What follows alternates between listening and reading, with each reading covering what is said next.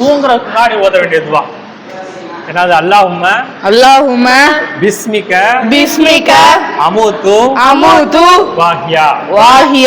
இதுக்கான அர்த்தம் என்னது? உனது பேராலே நாங்கள் மரணிக்கின்றோம், உனது பேராலே நாங்கள் மீண்டும் உயிர்த்தெழுகின்றோம். மவுத் அதாவது தூக்கத்துக்கு ரசூல் என்னது? சின்ன மரணம். மவுத்தா போனா எதுவும் தெரியாத மாதிரி தூக்கத்துக்கு என்ன சொல்றாங்க? சின்ன மரணம். அப்ப என்ன அர்த்தம்? உனது பேரை, அல்லாஹ்வுடைய பேரை கொண்டு நம்ம மரணிக்கிறோம், அல்லாஹ்வுடைய பேரை கொண்டு நம்ம திருப்பி எழுதுகிறோம். அல்லாஹும்ம பிஸ்மிக அமூது வாஹியா. அல்லாஹும்ம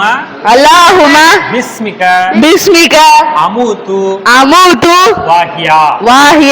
சரி, ஓகே. அடுத்து பாருங்க, இதுக்கப்புறம் ஆயத்துல் குர்சி வந்து நம்ம திருக்குர்ஆனுடைய 2வது அத்தியாயத்தினுடைய 225.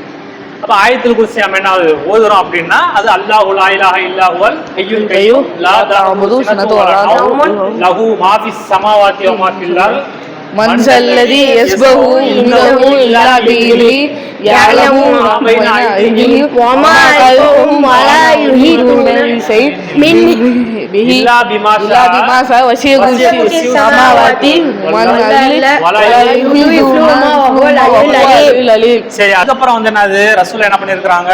நிறைய துவாக்கள்லாம் சொல்லியிருக்கிறாங்க. முக்கியமானதுல ஒண்ணு என்னதுன்னா, கையை இப்படி கப்பு மாதிரி வச்சுக்கிட்டு குர்ஆனுடைய லாஸ்ட் 3 சூரா அதை நம்ம சொல்லிடலாம். குல் ஹு அல்லாஹு அஹத் அல்லாஹு ஸமத் லம் யலித் வலம் யூலத் வலம் யகுல் லஹு குஃபுவன் அஹத். அடுத்து 113 என்னது? குல் அஊது பிரப்பில் ஃபலக் மின் ஷர்ரி மா ஹலக்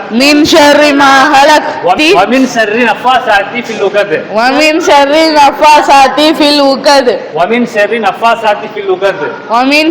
النفاثات في العقد ومن شر حاسد إذا حسد.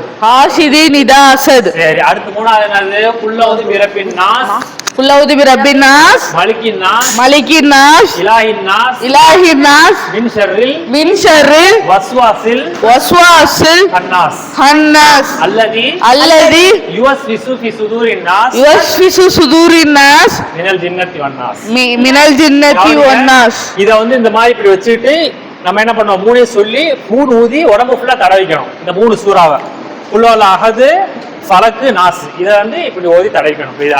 எல்லாம் நம்ம செஞ்சா ஷைத்தான் இருந்து நமக்கு பாதுகாப்பு, அல்லாஹ் வந்து உதவி செய்யும். துவா, ஆயத்துல் குர்சி, அடுத்து